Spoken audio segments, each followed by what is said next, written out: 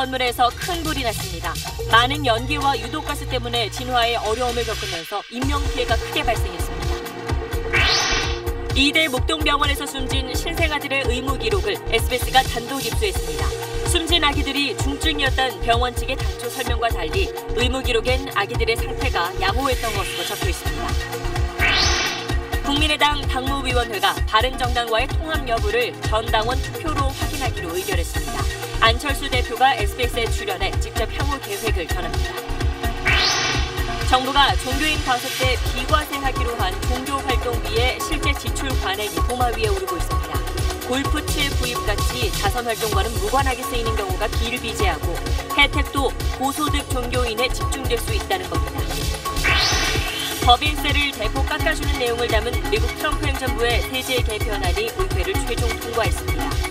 미국을 비롯한 주요국의 법인세 인하가 우리 경제에 미치는 영향을 취재했습니다. 기상청 공무원들이 특정 업체로부터 뇌물을 받고 용역을 몰아준 정황이 포착됐습니다. 경찰은 해당 업무의 전임과 후임자가 짜고 같은 업체로부터 10년 가까이 뇌물을 대물림한 것으로 보고 있습니다. 임종석 대통령 비서실장의 아랍에미리트 방문을 둘러싼 논란이 좀처럼 가라앉지 않고 있습니다. 논란의 사실 여부를 하나하나 살펴봅니다. 판문점 귀순 사건 이후 38일 만에 북한군 병사 한 명이 전방 중서부 지역에서 또 귀순했습니다. 귀순 병사를 쫓아온 북한군을 향해 우리군이 경고 사격을 가하는 등 긴박한 상황이 연출됐습니다. 지난 2015년 삼성물산과 제일모직의 합병 과정에 대한 공정위의 판단에 문제가 있었다고 김상조 위원장이 스스로 인정했습니다. 당시 공정위가 삼성물산 주식 매각 규모를 적게 산정하며 삼성에 유리한 해석이 내려졌던 걸 바로잡기로 했습니다.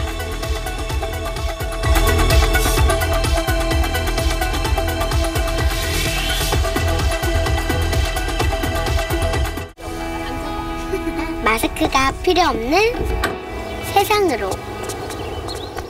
내일을 바꾸는 현대 수소전기차. 네, 앞서 잠시 뉴스 특보를 통해 전해드렸던 충북 제천 스포츠센터 화재 소식으로 8시 뉴스 시작하겠습니다. 오늘 오후 4시쯤 충북 제천에 있는 8층짜리 스포츠센터 건물에서 불이 나 지금까지 16명이 숨지고 20명 넘게 다쳤습니다. 희생자 대부분이 건물 2층에 있는 목욕탕에서 숨진 채 발견됐습니다. 먼저 김기태 기자입니다. 시커먼 연기가 끊임없이 뿜어져 나오고 창문마다 시뻘건 불길이 타오릅니다. 불길을 피해 옥상으로 피한 사람들이 다급하게 구조를 요청합니다. 오늘 오후 3시 53분 충북 제천시의 한 스포츠센터에서 불이 났습니다. 건물 1층 주차장에 세워진 차량에서 시작된 걸로 추정되는 불은 순식간에 8층 건물 전체로 번졌습니다.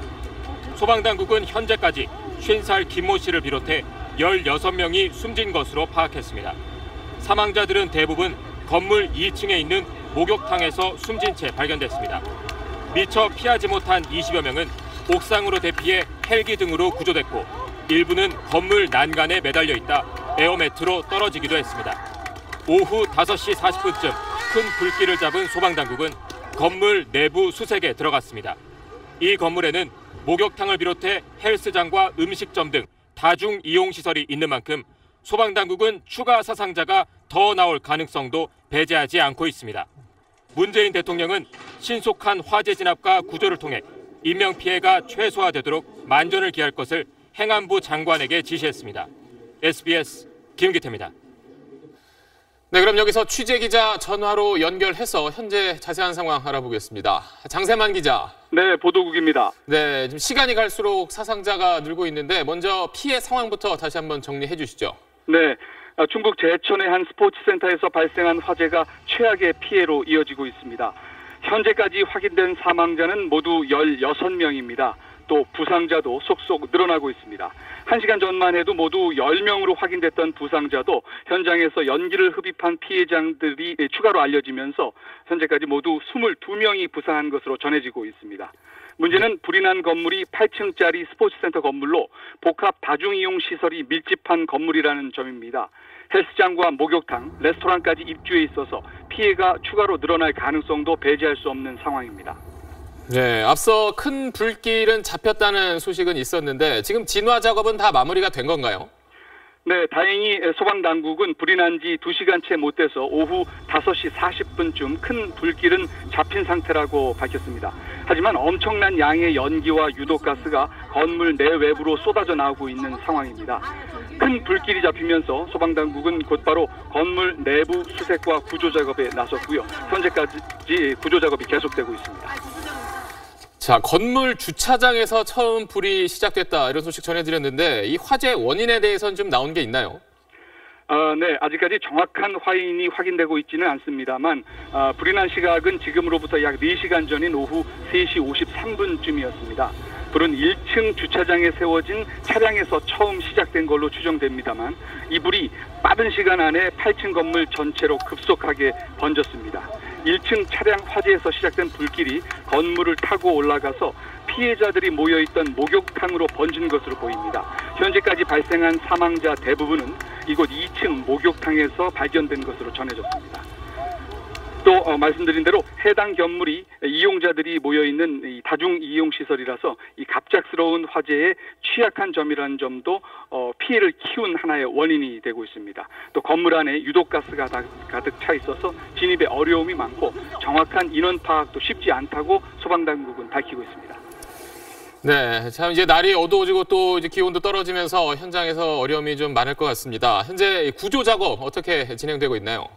네, 소방당국은 화재 신고 접수 뒤 화재 진압 차량과 구급차 20여 대, 또 소방 인력 50여 명, 헬기 2대를 출동시켜서 진화에 나섰지만 현재 날이 어두워지면서 구조 작업에 어려움을 겪고 있다고 밝혔습니다. 이낙연 국무총리는 오늘 화재와 관련해서 가용 가능한 장비와 인력을 모두 동원해서 인명구조에 최선을 다하라고 긴급 지시했고요. 또 김부겸 행정안전부 장관이 현장에 급파돼서 사고 수습에 나선 상황입니다. 지금까지 보도국이었습니다. 네, 제천 화재 소식은 추가 취재 내용이 들어오는 대로 다시 전해드리기로 하고 이번에는 이대 목동병원 신생아 사망 사건 속보 알아보겠습니다. 숨진 신생아 4명의 유족이 SBS에 의무 기록을 공개했습니다. 사건 직후 병원 측은 아이들이 가장 위중한 상태였다고 했었는데 의무 기록을 확인한 결과 사망 당일 오전까지도 상태가 양호했던 걸로 기록돼 있었습니다. 먼저 남주현 기자입니다. 신생아들이 숨진 다음 날 이대 목동병원은 기자회견을 통해 아기들의 상태가 위중했다고 주장했습니다. 16명 중에 가장 중한 환자들이 있는 구역에 있던 아이들이었습니다. 하지만 의무 기록은 달랐습니다. 위중한 아이들은 움직임이 둔한데 그럴 때 의료진은 보통 신체 활동이 좋지 않다고 기록합니다. 하지만 숨진 신생아들의 신체 활동성은 사망 당일인 지난 16일 오전까지 모두 좋다고 기록돼 있고 심정지 직전에만 좋지 않다고 기록돼 있습니다. 위중한 아이들은 또 동공반사가 느려지거나 심장 박동이 불규칙한데 의무 기록엔 모두 정상 반응으로 적혀 있습니다. 가장 먼저 숨진 A양은 34주 3일 만에 2.19kg으로 태어났습니다. 회복도 빨라 숨지기 열흘 전인 12월 6일부턴 곧 퇴원해도 된다는 말을 여러 차례 듣기도 했습니다. 아주 호전되고 있다. 초음파봤는데 증상 호전됐다. 좋다. 괜찮다만 계속 반복적으로. 하지만 아기가 숨지자 주치의의 말은 달라졌습니다. 애들이 위급 상황에 빠졌을 때도 기껏 한 거는 저희 아이 뒤에 서서 죽을 수 있죠. 미숙하니까. 그거를 넘어가는 애 엄마한테 할 얘기입니까? 병원의 감염관리 부실도 또 드러났습니다. A양이 숨진 뒤 복사한 의료 기록을 보고서야 부모는 아기가 지난 11일 로타바이러스에 감염된 사실을 알 수 있었습니다. 로타바이러스는 증세가 가벼울 수도 있지만 전염성이 높기 때문에 부모에 반드시 알리고 가급적 격리 치료를 해야 합니다. 하지만 아기는 격리시설이 아닌 구역에서 치료받았습니다. 또 병원 측은 아기가 숨진 뒤에도 보호자에게 감염 사실을 알리지 않았습니다. 의무 기록이 공개되면서 병원 측 주장에 대한 믿음이 또 허물어지고 있습니다. SBS 남주현입니다. 자, 이대 목동병원의 거짓말은 이뿐만이 아니었습니다. 병원 측은 신생아들이 심정지가 왔을 때 교수급의 숙련된 의료진이 적절하게 대처했다고 발표했었습니다. 하지만 경찰 조사 결과는 달랐습니다. 계속해서 전형우 기자입니다. 지난 16일 오후 5시 44분 신생아 B군에게서 심정지가 나타났습니다. 이대 목동병원은 당직 의료진 2명과 주치의 교수, 그리고 숙련된 다른 교수 4명이 차례로 도착해 적절하게 응급조치했다고 밝혔습니다. 그 어레스트 오기 전에는 다 있었던 거예요. 교수님, 전공의, 간호사 모든 사람도 있었고. 하지만 경찰 조사 결과 담당 주치의 교수는 비군의 심정지 당시 집에서 전화를 받고 있었습니다. 병원에 도착한 건 심정지가 일어나고서도 30분 뒤인 저녁 6시 15분쯤인 것으로 드러났습니다. 유족도 처음부터 주치의를 못 봤다고 기억하고 있습니다. 5시 50분에 아이 심폐소생술 하고 있다라는 얘기를 받고 부랴부랴 달려왔어요. 달려와서 일단은 문을 2개 거쳐야 들어가는데 일단 하나 거치고 거기서 대기를 하고 있었고. 병원은 또 신생아 중환자실에서 치료받던 다른 12명의 신생아를 안전하게 다른 병원으로 옮겼다고 말했지만 유족들의 말은 달랐습니다. 4명의 신생아가 숨진 뒤 공포에 떨던 보호자가 요청한 뒤에야 병원을 옮기도록 조치가 이뤄졌다는 겁니다. 앰뷸런스 이제 준비돼서 전원 가겠다라고 해갖고 앰뷸런스 해갖고 나간 시간이 제 기억에 1시간에서 2시 사이인 것 같아요. 의료진이 경황이 없었을 수는 있습니다. 하지만 이대 목동병원은 경찰이 한 보건소 신고를 자신이 했다고 발표했고 심정지 당시 숙련된 교수가 없었다는 사실은 아예 밝히지도 않았습니다. SBS 전영호입니다.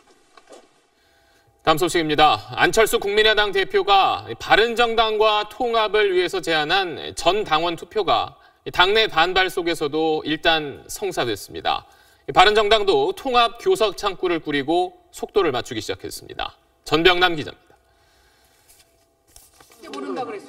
안철수 대표가 제안한 통합 찬반 투표를 수용할지 결정하는 국민의당 회의장엔 구성이 오갔습니다. 당무위원 회의에 모자가지고 못 들어간다는 게 이게 도대체 이게 어느 나라에서 이렇게 하고 있는 거예요 지금? 당무위원 아니면 못 들어가죠. 안 대표는 지지자들이 짠 스크럼에 의지해 회의장으로 들어갔습니다. 제가 확인한 당심과 우리 당 중진 의원님 몇 분께서 주장하시는 당심이 너무도 판이해서 오직 전 당원의 뜻을 확인하는 길만이. 호남 중진 의원들은 날을 세웠습니다. 지지 기반이 무너진 상태에서 외연을 넓히면 속빈 강정은 외연을 높인 것이지 무슨 의미가 있느냐. 논란 끝에 전당원 투표하는 당무위원회를 통과했습니다. 통합 상대방인 바른정당도 속도를 맞추기 시작했습니다. 결단을 환영하고 바른정당의 교섭 창구를 즉각 만들어서 국민의당과 협의에 착수하겠습니다. 다만 국민의당 통합 반대파가 전당원 투표와 전당대회를 보이콧하는 등 실력 행사에 나설 가능성도 배제할 수 없습니다. 이런 가운데 미국에 체류 중이던 손학규 국민의당 상임고문이 오늘 귀국했습니다. 송 고문은 개혁적 중도 통합을 위해 맡아야 할 소임이 있다면 마다하지 않겠다면서 통합론에 힘을 실었습니다. SBS 전병남입니다. 네, 그럼 여기서 안철수 국민의당 대표와 한번 직접 이야기 나눠보겠습니다. 자, 대표님 반갑습니다. 네, 반갑습니다. 워낙 바쁘시니까 바로 질문을 들어가겠습니다. 먼저 어제 이야기부터 좀 해봐야 될 것 같은데 전격적으로 이제 당원 투표를 제안하시고 난 뒤에 의원총회장에는 이제 가지 않으셨는데 한 번 더 가서 좀 반대파 의원들을 설득할 수도 있는 자리였는데 왜 안 가신 건가요? 사실 순서로 따지면 먼저 기자회견 일정이 내부적으로 잡혀 있었습니다. 네. 그 다음에 이제 의총이 이제 마련이 됐습니다만 제 입장은 분명하게 밝혔고 그 전에 이미 토론들을 많이 했습니다. 그래서 제가 없는 가운데서 그 문제에 대해서 의원분들이 토론을 하시라는 그런 취지였습니다. 사실 근데 어제 보면 반응이 좀 상당히 싸늘했는데 특히 호남 중진 의원들은 그 안철수 대표의 그 구태 그 발언 때문에 좀 상당히 격앙돼 있는 것 같은데 그분들에 대한 대표님의 속내는 뭔가요? 좀 반대하면 당을 나가라는 건가요? 함께 이 문제에 대해서 이제 의견들을 모으자. 그를 위해서는 전당원에게 그 뜻을 묻고 그 뜻에 우리 모두 다 승복하자, 함께 가자 그런 뜻이었습니다. 네. 그리고 어제 기자회견 중에 통합 작업이 끝나면 새 당의 성공을 위해서 백의종군 하겠다 이렇게 하셨는데 이 백의종군을 저희가 어디까지 해석을 하면 될까요? 저는 당대표 출마하면서부터 우리 당의 성공을 위해서는 뭐든지 할 수 있다고 말씀드렸습니다. 그래서 이제 만약에 전당원들이 동의해서 통합이 된다고 하면 그 당의 발전 그리고 또 새로운 인물의 영입을 위해서 저는 자리를 내놓겠다. 그리고 저는 어디든지 나갈 수 있다. 그렇게 말씀드린 겁니다. 오늘 당무위에서 일단 당원 투표가 성사는 됐는데, 자, 만약에 뚜껑을 열었을 때 통합에 반대하는 표가 많다면 안철수 대표의 정치 생명도 상당히 위험해지는 거 아닌가요? 저는 당원의 뜻에 대해서 정말로 엄중하게 받아들입니다. 그것이 찬성이 됐든 반대가 됐든 거기에 저는 전적으로 따르겠습니다. 그리고 이제 사실 뭐 평소에도 항상 뭐 대선 당시에도 아니면 그 이후에도 인위적인 정계 개편은 하지 않겠다라고 항상 이제 말씀하셨는데, 어떻게 보면 이제 바른정당은 국민의당하고 봤을 때 당 정체성이라든지 이념은 분명히 다른 부분이 있는 정당인데, 바른정당과의 합당을 추진하는 건 그런 측면에서 봤을 때 좀 정치공학적인 인위적인 정계 개편 아니냐 이런 지적도 있어요. 인위적이라고 하면 그것은 서로 생각이 정말로 많이 다른데도 불구하고 선거에서 이기기 위해서 그런 것 아니겠습니까? 근데 저는 바른정당과 그리고 국민의당이 생각 차이가 그렇게 크지 않다. 오히려 우리가 중심을 잡고 외연 확장을 하는데 서로에게 도움이 될 수 있다. 그렇게 판단했습니다. 이제 외연 확장을 말씀하셨는데, 그 부분에서 이제 바른정당과 합당한 이후에 안철수 대표가 한국당과도 통합을 할 거다 이런 전망이 나오는데, 여기에 대해서는 속내가 좀 궁금합니다. 저희 당을 처음 창당했을 때, 그리고 또 지금 현재 가려는 방향이 새로운 개혁 정당입니다. 젊은 혁신 정당입니다. 그러니까 저희들은 기득권 거대 양당과 싸워서 정말 국민들이 정말 중요하게 생각하는 민생 문제, 안보 문제, 그리고 또 미래에 대한 대비, 이런 것들을 적극적으로 추진하려고 이번에 이런 통합 이야기들을 나누고 있는 겁니다. 그게 저희들 통합정당의 비전이라고 말씀드립니다. 한국당과의 통합은 없다라고 지금 선을 그으시는 건가요? 거대 양당, 민주당도 그렇고 한국당과도 그런 통합, 합당 절대로 없습니다. 알겠습니다. 그럼 마지막으로 질문을 이제 드려야 될 것 같은데, 통합으로 우선 지방선거 이기자 이 말씀을 계속 하고 계신데, 그렇다면 지방선거 승리를 위해서 당 대표로서 직접 이번 지방선거에 출마할 생각이 있으신가요? 저는 수차례 말씀드렸듯이 당을 위해서라면 무슨 일이든지 하겠다 그렇게 말씀드렸습니다. 만약에 당에서 정말 내년 선거를 위해서 격전지에 출마해달라 그러면 그 요구에 대해서도 엄중하게 받아들일 겁니다. 방금 말씀하신 이른바 험지, 이런 서울시장 같은데 그러면 만약 출마를 요구를 하면 출마를 하시겠습니까? 저는 모든 가능성 다 열어놓고 있습니다. 당을 위해서 도움이 된다면 무슨 일이든지 할 겁니다. 네, 알겠습니다. 오늘 말씀 그럼 여기까지 듣겠습니다. 안철수 국민의당 대표였습니다. 네, 충북 제천 스포츠센터 화재 사망자가 17명으로 1명이 더 늘었습니다. 현재 현장에서는 구조 작업이 진행되고 있는데 새로 들어온 내용 잠시 뒤에 다시 전해드리겠습니다.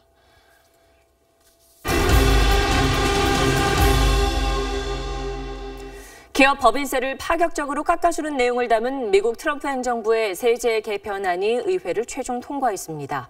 31년 만에 가장 큰 규모의 감세 조치인데 기업과 부자들만을 위한 거란 비판이 나옵니다. 송인호 기자의 보도입니다. 트럼프 행정부가 추진해온 세제 개편안이 미국 상하원을 모두 통과했습니다. On this vote, the yeas are 224 and the nays are 201. The motion is adopted. 트럼프 대통령은 트위터에서 크리스마스 선물이라며 기뻐했고 백악관에서 여당인 공화당 의원들과 자축 행사까지 열었습니다. It's the largest tax cut in the history of our country. Really something special. 통과된 세제 개편안의 핵심은 법인세 감면입니다. 최고 35%인 법인세율을 21%로 낮추고 기업이 외국에서 번 돈을 미국으로 송금할 때 내는 세금도 최고 35%에서 절반 이하로 대폭 낮췄습니다.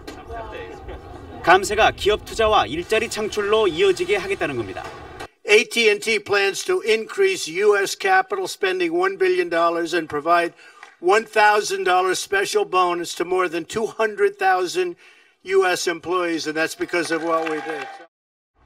감세 혜택이 기업과 부자들에게만 집중돼 재정 적자가 늘어날 것이란 비판도 나옵니다.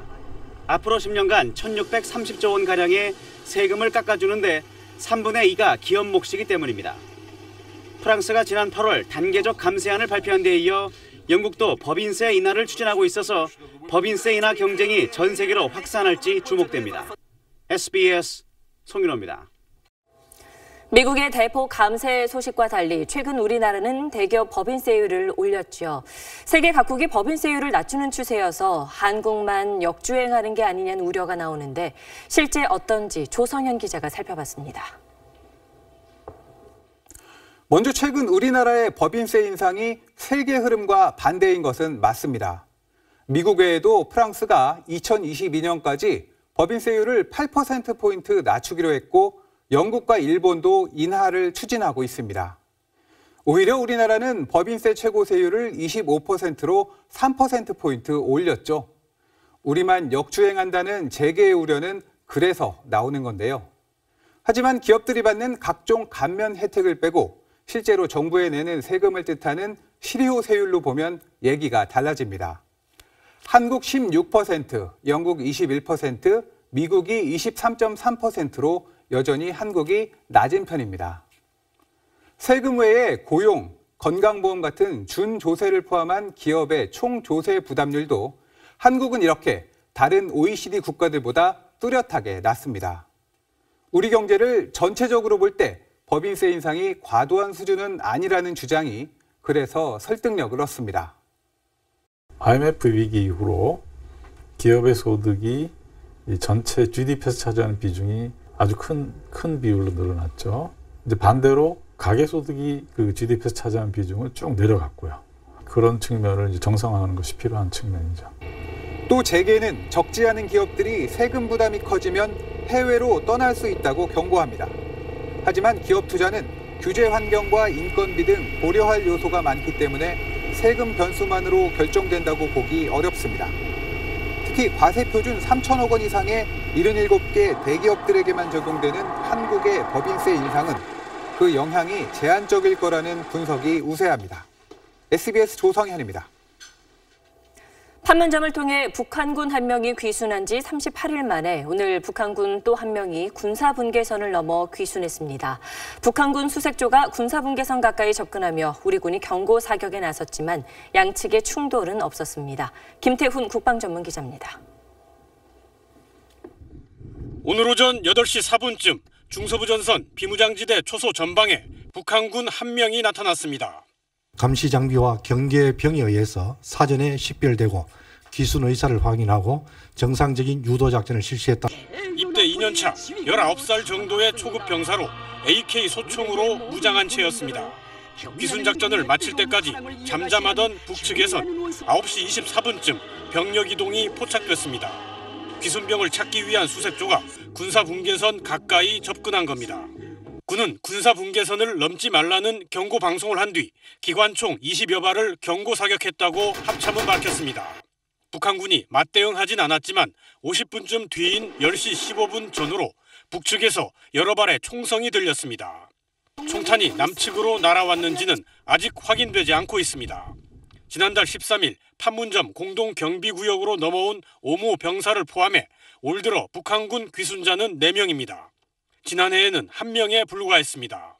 군 관계자는 북한군 내 가혹 행위가 극심해진 데다 대북 확성기 방송을 통한 심리전 효과로 보인다고 설명했습니다.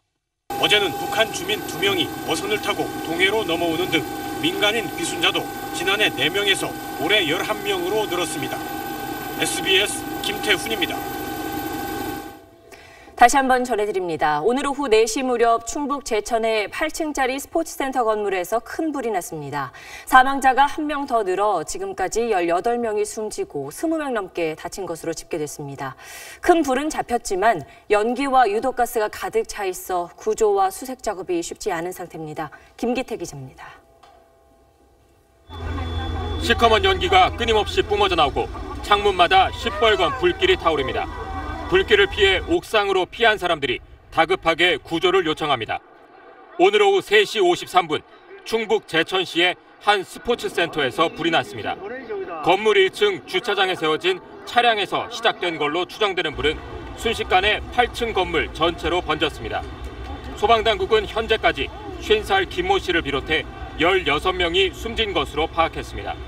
사망자들은 대부분 건물 2층에 있는 목욕탕에서 숨진 채 발견됐습니다. 미처 피하지 못한 20여 명은 옥상으로 대피해 헬기 등으로 구조됐고 일부는 건물 난간에 매달려 있다 에어매트로 떨어지기도 했습니다. 오후 5시 40분쯤 큰 불길을 잡은 소방당국은 건물 내부 수색에 들어갔습니다. 이 건물에는 목욕탕을 비롯해 헬스장과 음식점 등 다중 이용시설이 있는 만큼 소방당국은 추가 사상자가 더 나올 가능성도 배제하지 않고 있습니다. 문재인 대통령은 신속한 화재 진압과 구조를 통해 인명피해가 최소화되도록 만전을 기할 것을 행안부 장관에게 지시했습니다. SBS 김기태입니다. 취재기자 나와 있습니다. 장세만 기자, 뉴스를 전해드리는 동안에도 사망자가 계속 늘고 있는데 현재 피해 상황 어떻게 집계되고 있습니까? 네.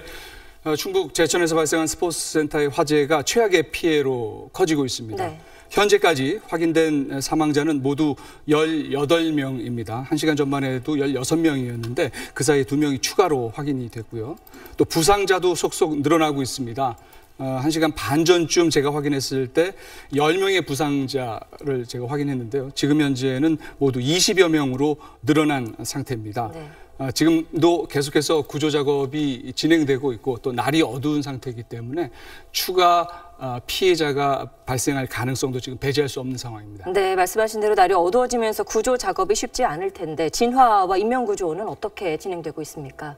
네, 오늘 불은 오후 3시 53분쯤에 시작이 됐고요.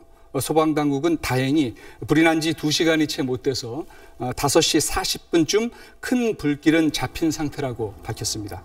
큰 불길이 잡히면서 소방당국은 곧바로 구조 인력을 동원해서 건물에 대한 내부 구조와 수색에 나섰고요. 현재까지도 구조 작업이 계속되고 있는 상황입니다.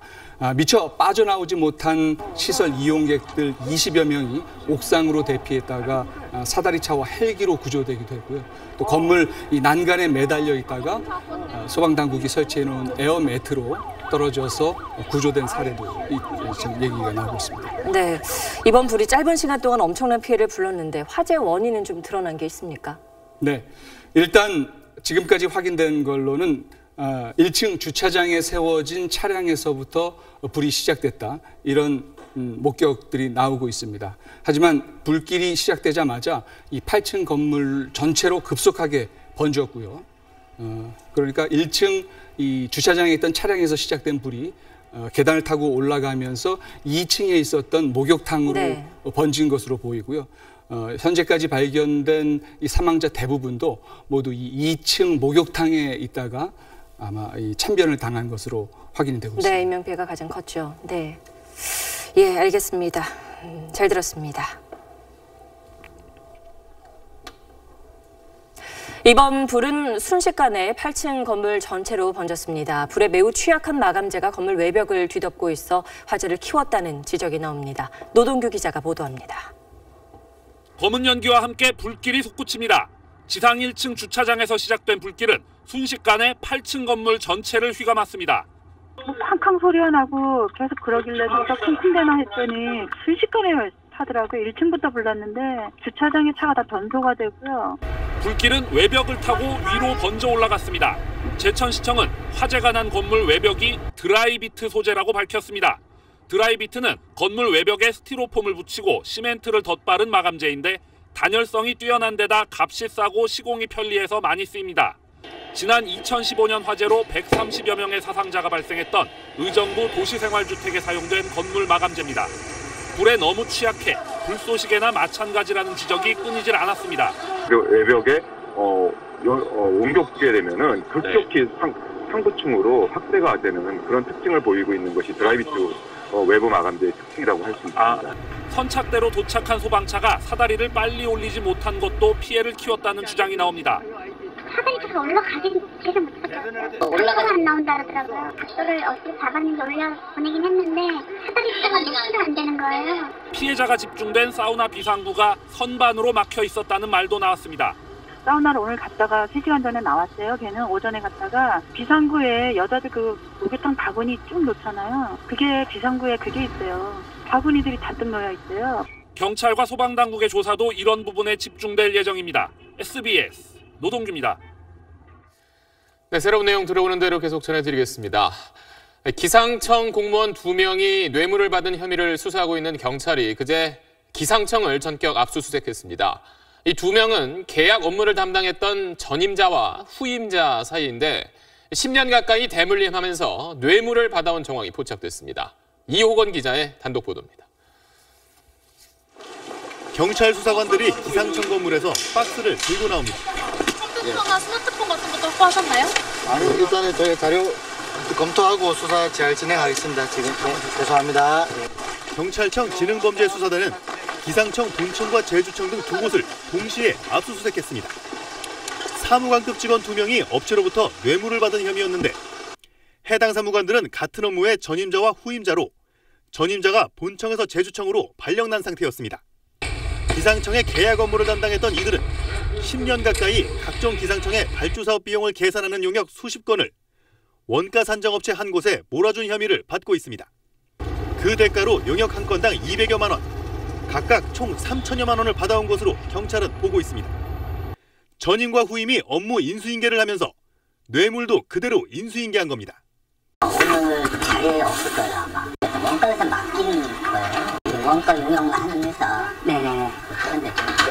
경찰은 압수물 분석이 끝나는 대로 해당 사무관 등을 불러 정확한 뇌물 규모와 받은 돈이 윗선까지 흘러들어갔는지 조사할 계획입니다. SBS 이호건입니다.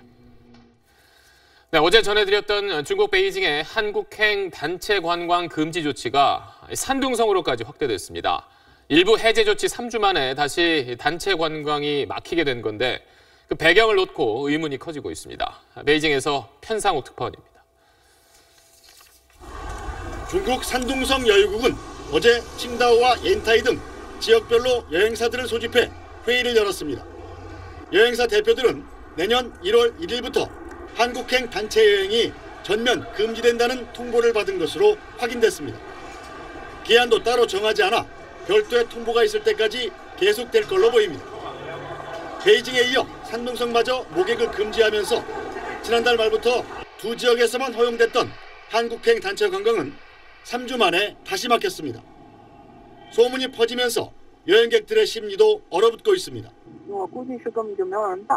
现在往后出的那些所有的船没有一个人报呢。 내년 2월 초로 다가온 평창 동계올림픽의 흥행에도 악영향이 우려됩니다. 오히려 지금은 풀어야 될 시기거든요, 다. 내년 평창 동계올림픽에 이제 관광객을 보내겠다라고 했으니까. 여행업계는 판매 과열 조짐을 보인 여행사들에 대한 징계성 조치로 보기에는 지나치단 반응입니다. 그런 요인만으로 이번 조치가 있었다고 보기에는 이해가 되지 않는 측면이 분명히 있습니다. 일각에선 한국이 관광 분야에서 민감하게 반응한다는 걸 알고 외교 협상 카드의 하나로 쓰려 한다는 분석까지 나오고 있습니다. 베이징에서 SBS 편상욱입니다. 임종석 비서실장의 아랍에미리트 방문을 놓고 뒷말이 무성합니다. 야당은 임 실장이 탈원전 정책 항의를 무마하러 간 거라고 계속 주장하고 있는데 청와대는 사실 묵은 말도 안 된다는 입장입니다. 그러면 청와대 취재하는 정유미 기자와 함께 어디까지가 사실인지 한번 따져보겠습니다. 정 기자, 오늘 SNS에서 아침부터 뭐 출처불명의 글이 돌았는데 그게 뭐 아랍에미리트가 우리나라 원전 기업들 뭐 공사도 못하게 하고 또 뭐 철수해라 협박까지 했다 이런 글이 돌았는데 그건 사실인 건가요?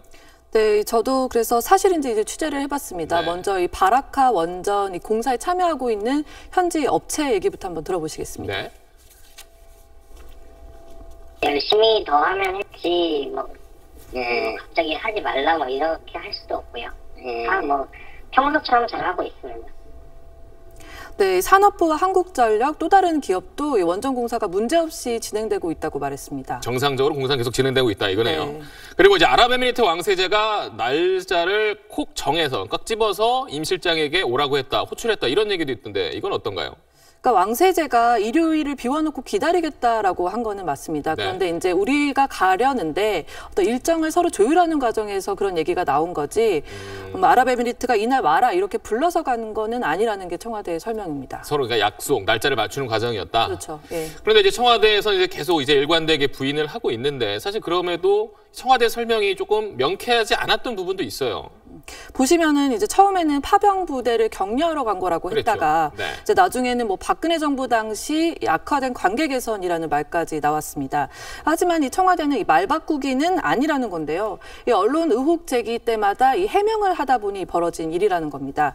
하지만 뭐 취재하는 저로서도 이렇게 아랍에미리트랑 현안이 이렇게 많다면 왜 첫 브리핑 때 이 파병 부대 격려를 방문의 주 목적이라고 말했는지 그건 좀 의문입니다. 그러니까 일단 청와대도 이번 만남이 중요한 면담이긴 했다. 그 점을 이제 인정을 한 건데 대신 원전 얘기는 하지 않았다는 거잖아요. 근데 저는 드는 생각이 원전 이야기를 만나서 할 수도 있는 거 아닌가요? 그렇죠. 우리 원전 수입국이고 네. 또 당연히 얘기 나올 수가 있겠죠. 그래서 청와대도 이제 준비는 하고 있었다고 합니다. 그런데 이 30분 만남에서 정말 원전 얘기는 그쪽에서 안 했다는 게 이제 청와대 얘기입니다. 한 청와대 관계자는 이제 설령 원전 사업 뭐 잘하자 이런 얘기를 했다면은 칭찬받을 일 아니냐. 그런데도 안 했다고 하는 거는 진짜 안 했기 때문에 그런 거 아니겠냐 이렇게 말을 했습니다. 네, 계속 어쨌든 뭐 의혹이 나오고 있는데 사실 이 정도면은 임종석 실장이 한번 직접 나서서 해명할 필요도 있을 것 같은데 아직 휴가 중인가요? 네, 이제 지난 월요일 오후부터 오늘까지 휴가였습니다. 그런데 이제 공교롭게도 또 임 실장이 만났던 그 아랍에미리트 왕세제 조카가 지난 화요일에 특별기로 그렇죠. 한국에 왔다가 오늘 이제 출국을 했다는데요. 이를 두고도 또 두 사람이 만난 거 아니냐 이런 다양한 좀 추측들이 나왔습니다. 정부 설명은 왕세제 조카는 개인 일정이고 네. 임 실장 휴가는 예전부터 내놨다라는 거고요. 또 임 실장은 그런데 이제 내일 복귀를 하는데 직접 설명을 할 계획은 없다고 합니다. 이제 뭐 말을 하면 할수록 어떤 야당의 의혹 제기에 말려든다 이런 판단 같습니다. 네, 알겠습니다. 청와대 출입하는 정유미 기자였습니다. 네, 시리아에서 폭격으로 한쪽 눈을 잃은 아기의 사진이 SNS에 공개돼 전 세계를 울리고 있습니다. 참혹한 모습의 아기를 본 네티즌들이 연대 캠페인까지 벌이고 있습니다. 카이로에서 이대욱 특파원입니다. 생후 석 달 된 이 아기의 이름은 카림입니다. 왼쪽 눈을 잃었고 머리 왼쪽도 크게 다쳤습니다. 지난 10월 말 엄마 품에 안겨 시장에 갔다 시리아 정부군의 폭격에 크게 다친 겁니다. 엄마는 카림을 품에 안은 채 세상을 떠났습니다. قوات الإسعاف انتشلت الطفل من بين أحضان أمه، الامرأة كانت شهيدة، الطفل كان عايش عم يبكي، كانت ضربة براسه رايحة عينه في كسر بالجمجمة. 카림의 사진이 소셜미디어에 공개되자 수천 명의 네티즌이 연대 캠페인을 벌이기 시작했습니다. 한쪽 눈을 가린 사진을 SNS에 올리면서 아기를 위로했고 시리아 정부군의 폭격 중단도 요구했습니다.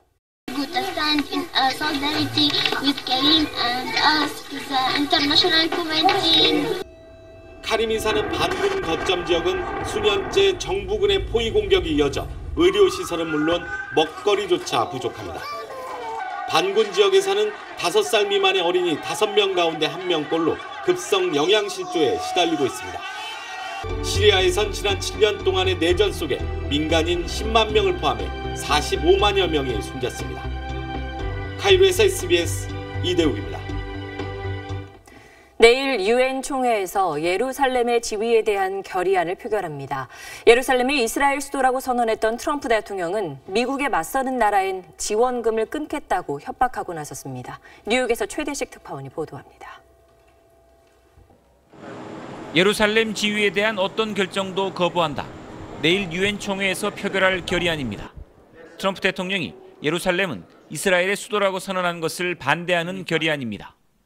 트럼프 대통령은 미국에 맞서 표를 행사하는 나라는 지원을 끊겠다고 경고했습니다. They take hundreds of millions of dollars and even billions of dollars and then they vote against us. Well, we're watching those votes. Let them vote against us. We'll save a lot. We don't care. 헤일리 유엔 주재 미국 대사는 회원국 대사들에게 편지를 보내 미국의 선택에 반대표를 던지는 나라는 이름을 적겠다고 엄포를 놓았습니다. 이틀 전 열린 안전보장이사회에선 같은 내용의 결의안이 미국의 거부권 행사로 무산됐습니다. 유엔 안보리와 달리 거부권을 행사할 수 없는 총회의 결의안은 회원국의 3분의 2만 찬성하면 통과됩니다. 우리 정부는 예루살렘 문제는 이스라엘과 팔레스타인의 협의를 존중한다는 기본 입장을 토대로 종합 검토 중이라고 전했습니다. 거부권 대신 미국이 들고 나온 것은 지원금 삭감입니다. 공개 경고에도 불구하고 예루살렘 문제에 관한 한 미국은 외교적 고립을 확인할 것이라는 관측이 많습니다. 뉴욕에서 SBS 최대식입니다. 공정거래위원회가 2년 전 삼성물산 합병 과정에서 순환출자 금지 규정을 잘못 적용했다고 인정했습니다. 당시 실무진들의 의견이 무시되고 삼성에 유리한 해석이 내려졌다며 이를 바로잡겠다고 밝혔습니다. 한승환 기자입니다. 김상조 공정거래위원장이 가습기 살균제 사건에 이어 지난 정부 공정위의 잘못에 대해 두 번째 공개 사과했습니다. 내용적 완결성은 물론 절차적 정당성도 지키지 못했던 점 통렬하게 반성하면서 2년 전 공정위는 옛 삼성물산과 제일모직의 합병 추진 과정에서 순환 출자가 강화된다며 삼성 SDI가 보유한 삼성물산 주식 500만 주를 처분해야 한다는 가이드라인을 발표했습니다.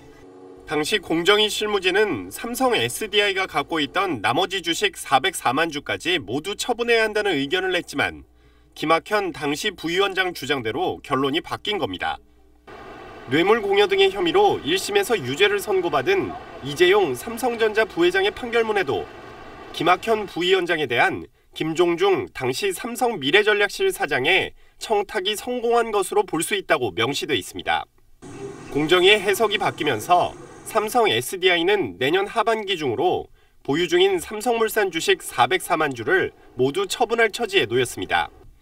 다만 404만 주는 전체 주식의 2.1%로 현재 이재용 부회장을 비롯한 삼성 우호 지분이 39%나 돼 매각 이후에도 현 지배구조에 큰 영향을 미치지 못할 것으로 공정위는 보고 있습니다. SBS 한승환입니다. 충북 제천의 화재 소식 다시 한번 전해드립니다. 장세만 기자 나와 있습니다. 수색 작업이 진행되면서 사상자가 계속 늘고 있는데 피해 상황 지금 어떻게 집계되고 있습니까? 네. 충북 제천의 한 스포츠센터에서 발생한 화재가 최악의 피해로 이어지고 있습니다. 현재까지 확인된 사망자 지금까지 모두 18명입니다. 또 부상자도 속속 늘고 있습니다. 1시간 반 전만 해도 10명으로 확인이 됐었는데 지금 현재 현장에서 연기를 흡입한 피해자들이 추가로 알려지면서 지금까지 모두 24명이 부상한 것으로 전해지고 있습니다. 네, 큰 불길은 잡힌 건데 구조 작업이 쉽지 않은 거죠? 네, 다행히 소방당국은 불이 난 지 약 2시간이 못 돼서 오후 5시 40분쯤 큰 불길은 잡힌 상태라고 밝혔습니다. 네. 큰 불길이 잡히면서 소방당국은 곧바로 건물 내부 수색과 구조 작업에 나섰고요. 현재까지 이 구조 작업이 계속되고 있습니다. 현장에서 들려오는 얘기를 들어보면 그 화재 현장이 아주 아비규환과도 같은 참혹한 모습이었다고 합니다. 미처 빠져나오지 못한 시설 이용객 20여 명은 옥상으로 대피했다가 다행히 사다리차라든지 헬기를 통해서 구조되기도 했고요. 또 다른 일부의 피해자들은 건물 난간에 매달려 있다가 이 에어매트에 떨어져서 가까스로 구조되기도 했습니다. 네, 이 건물이 워낙 많은 사람들이 이용하는 곳이기도 했고 또 불이 순식간에 번졌는데 화재 원인은 좀 추측되는 게 있습니까? 네, 아직까지 구조 작업이 끝나지 않았기 때문에 정확한 화재 원인이 확인되고 있지는 않습니다만 이제까지 상황을 돌이켜보면요. 불이 난 시각이 약 지금으로부터 4시간 반쯤 지난 3시 53분쯤이었습니다. 불이 시작된 건 1층 지상 주차장으로 보이는데요. 이 주차장에 세워졌던 차량에서 불길이 시작된 걸로 추정이 되고요. 이어서 8층 전체로 급속하게 번지면서 피해를 키운 걸로 보입니다. 네, 이렇게 피해가 커진 이유를 뭘로 추정해 볼 수 있을까요? 네. 정확한 조사가 이루어져야 되겠습니다만 일단 현장에서 지금 저희 기자들이 취재한 바에 따르면은 현장에 엄청나게 많은 연기와 유독가스가 건물 내외부를 뒤덮었다. 이 원인이 보니까 건물 이 외벽 마감재로 네. 드라이비트라고 하는 소재가 쓰였는데요. 이 드라이비트라는 것은 스티로폼에다가 시멘트 재질을 덧붙여서 이 외벽을 마감하는 마감 재료인데 이게 스티로폼으로 돼 있다 보니까 값이 싼 반면에 화재에 취약한 단점이 있는 것으로 알려졌습니다. 그래서 지난 2015년도 의정부 화재 때도 무려 130여 명의 사상자를 내기도 했었는데 그때와 마찬가지 소재가 이 건물의 외벽에 쓰인 것으로 지금 알려지고 있고요. 여기서부터 시작된 엄청난 양의 연기가 1층 주차장에서부터 시작이 됐고 이 건물 바로 2층에 이제 사우나와 목욕탕이 있었던 것으로 보이는데 그 연기들이 이 목욕탕에 들어가면서 이 사우나에 갇혀 있던 사람들이 대부분 피해를 당했고 지금 소방당국이 확인하기로는 사망자 18명 중에 상당수가 바로 이 2층과 3층의 사우나에서 발견된 것으로 그렇게 전해지고 있습니다. 또 한 가지 특징으로는 이 건물이 8층짜리 건물인데 헬스장과 목욕탕 또 레스토랑까지 입점해 있는 다중 이용 시설이었습니다. 그래서 오후 시간대 상당수의 이용자들이 건물 시설에 있었을 것으로 보이고요. 따라서 앞으로 추가 조사에 따라서는 피해자가 더 늘어날 가능성도 배제할 수 없는 상황입니다. 네, 수색 상황을 지켜봐야겠습니다. 인명피해가 더 커지지 않기를 바랍니다. 잘 들었습니다. 네.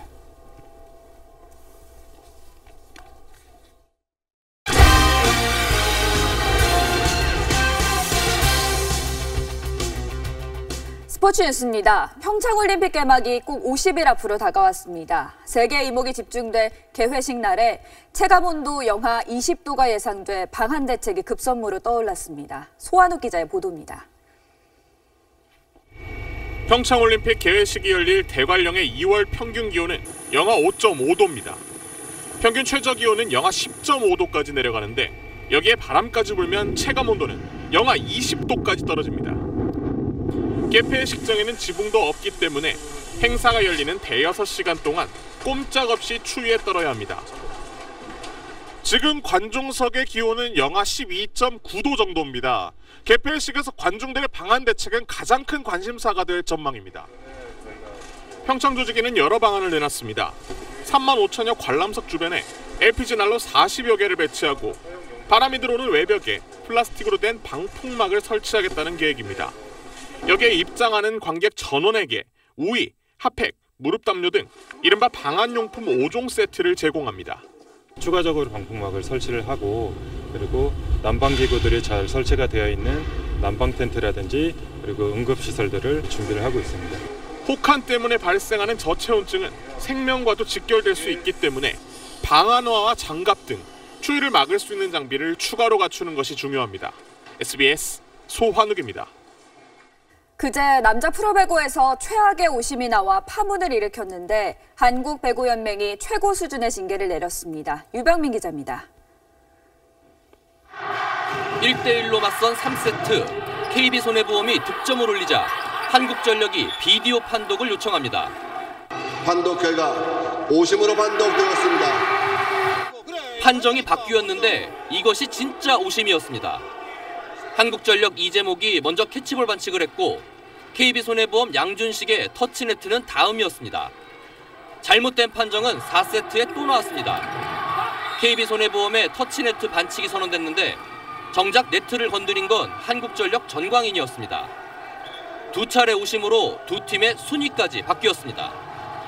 화가 난 팬들의 항의가 빗발쳤고 재경기를 요청하는 청와대 청원까지 이어졌습니다. 사태가 심각해지자 연맹은 상벌위원회를 열고 역대 최고 수준의 징계를 결정했습니다. 주심 부심한테는 무기한 출장 정지, 심판감독관, 경기감독관에게는 무기한 자격 정지 이렇게 중징계를 내렸다고. 하지만 연맹은 KB손해보험의 재경기 요청은 수용할 수 없다고 밝혀 KB의 손해는 보상받을 길이 없어졌습니다. SBS 유병민입니다.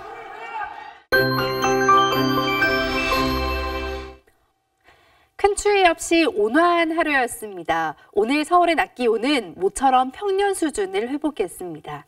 내일은 오늘보다 낮 시간이 조금 더 포근하겠는데요. 서울의 낮 기온은 7도까지 오르겠고 모레 아침은 영상의 기온을 보이겠습니다. 그래도 아침과 밤 공기는 많이 차가우니까요. 따뜻하게 다니셔야겠습니다. 날이 풀리면 어김없이 찾아오는 미세먼지 내일도 주의하셔야겠습니다. 대기 정체가 이어지면서 내일 서쪽 지방을 중심으로 미세먼지 농도가 높아지는 곳이 있겠습니다. 내일 전국이 대체로 맑겠습니다. 밤에는 경기 동부와 영서 지방에 산발적으로 빗방울이 떨어지거나 눈이 내리는 곳이 있겠습니다. 내일 아침 서해안 지방으로는 안개가 강해질 것으로 보입니다. 주말에 전국에 한 차례 눈과 비가 내리겠고요. 성탄절인 월요일에는 다시 추위가 밀려오겠습니다. 날씨였습니다. 네, 충북 제천 스포츠센터 화재 피해 상황 다시 한번 정리해드리겠습니다. 오후 4시쯤 난 불로 지금까지 18명이 숨지고 24명이 다친 걸로 소방당국은 파악하고 있습니다. 늦은 시간까지 현재 계속 구조 작업이 진행되고 있습니다. 더 이상의 인명 피해가 없길 바라겠습니다. 8시 뉴스 마치겠습니다. 고맙습니다.